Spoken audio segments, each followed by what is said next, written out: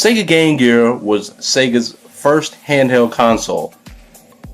Released in 1990 in Japan, 1991 in North America. This was kind of released to combat the Nintendo Game Boy.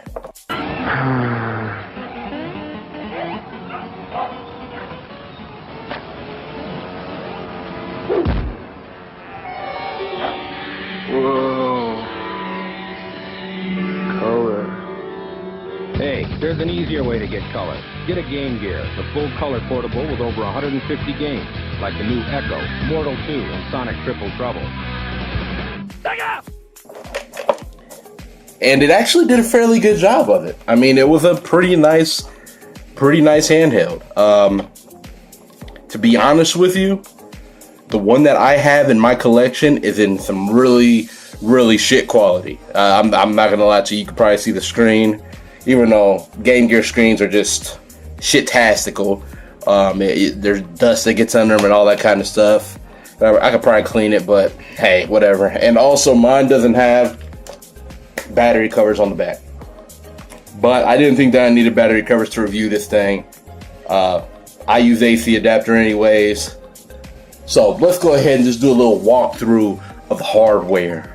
The Tourlet de Resistance. First we have the D-pad. Okay, the D-pad actually doesn't feel bad. Sega was really good with directional pads. Always was, you know, dating back to the Genesis, the Sega Saturn was kind of yeah. But the Nomad, as we saw previous video, the Dreamcast, you know, they all had really good D-pads and they were all really good for fighting games. So you got the D-pad. It's just like the Nomad. Unfortunately, we have one speaker and it's in the bottom left. So, I mean, you know, it is what it is, I guess. This speaker's sound, the quality of the sound is better on the Game Gear than it is on the Nomad. There are people that can mod this and add another speaker to the other side, which isn't that hard, but it doesn't come with that, obviously. And then you have a 1 and a 2 button, which is basically like an A and a B button on a NES or on a Game Boy. Then you have your start button. Then you have your colorful little Sega Game Gear logo. Power indicator light. The Sega portable video game system. Moving on to the top of the system, we have volume control, headphone jack. It's kind of like an auxiliary extension for the little dumbass peripherals like TV tuner and all that type of stuff. Then you have your power adapter port and your power switch. On the bottom, you have a couple of little lanyard holds so you can hold it. Keep losing focus. But yeah, lanyard holds so you can hold it. Which I don't know who's going to be holding this like on their belt loop. If I ever saw somebody walking around with a Game Gear tied to their freaking belt loop, that would be the most hilarious thing. Going to the back, if you ignore the shit-tastic quality of my Game Gear, you have where you put in your batteries. So 1, 2, 3, 4, 5, 6 AA batteries, and obviously the cartridge slot. Now I do have one of the rechargeable batteries. It's not a first party one. It is made by Newbie, and it actually doesn't work. But just to kind of give you an idea of what, you can already see how big this thing is. Okay, I'm a pretty big guy. I have pretty big hands. And then if you throw this on there, if you throw that on there, that's what it looks like. Okay, boom, and it adds a good, I swear it adds a pound to it. And yeah, we're gonna get rid of that. Okay, we don't need that. So that's basically a walkthrough of the hardware. So but most of my gripes for the Sega Game Gear are the same gripes that I have for the Nomad. The speaker, but the speaker on the Game Gear is a little bit better. And the screen. The screen on the Game Gear is worse than Nomad. It's just, the quality of it is not very good. You find yourself fiddling with the brightness a lot. When the screen is brand new, it's awesome, but a week later, it's back being shitastic. The buttons, they don't have a lot of, I don't know how to explain it. It's not a lot of feedback when you push the button. It just feels like nothing's happening. It's just kind of squishy. There's not a lot of click to it, and I like to be able to feel that I'm pushing something, especially if I'm playing most of the games that I have in here, all the Sonic games, platformers. I want to be able to, tap it and know that I'm tapping it and all that kind of stuff. We're going to go ahead and plug this thing up.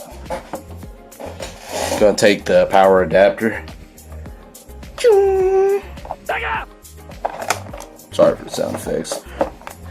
Hell with it. We're going to try out Sonic Triple Double. The Triple Double. What am I thinking? I'm about to play a hoops game? That would be dope. A Sonic basketball game. Kind of like they did Mario 3-on-3 hoops on the Nintendo DS. But Triple Trouble. Game obviously goes in the back.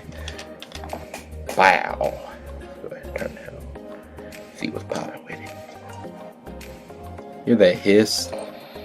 Oh. Well, shit. Well, okay.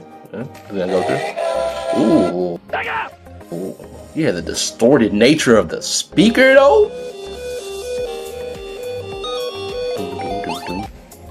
And it keeps glitching out on me. It probably needs to be cleaned. Let's go ahead and do that. Put it back in. That didn't make it any better. You know what we do to cartridges.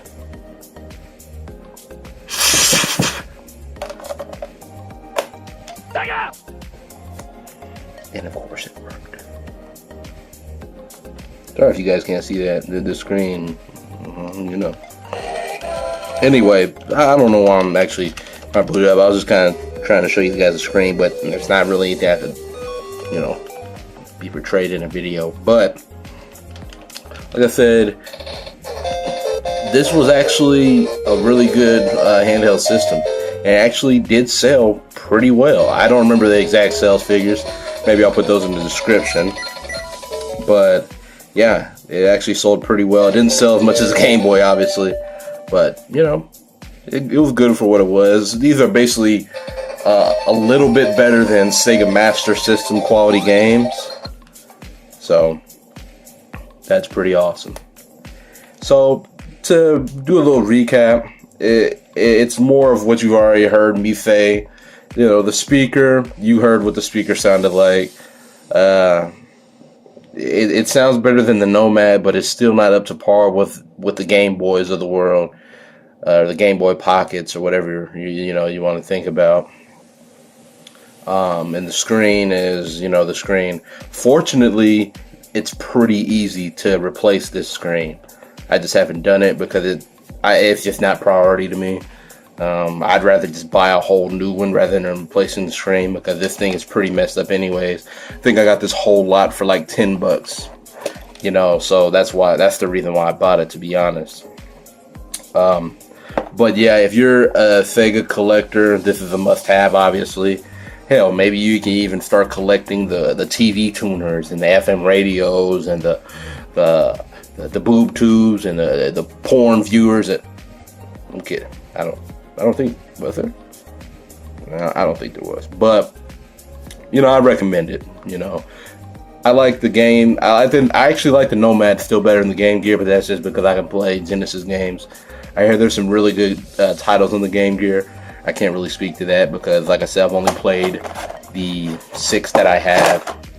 But if you like this video, go ahead and drop a like, subscribe, join the notification squad so you can know when I'm producing more content. And go ahead and comment, well, what's some games that I should try out? Maybe I'll try out a game for this bad boy. I could probably buy an AV cable for it and play it and record some gameplay. So what's a good game that you guys would recommend? Drop that comment below, and I'm going to catch you guys later.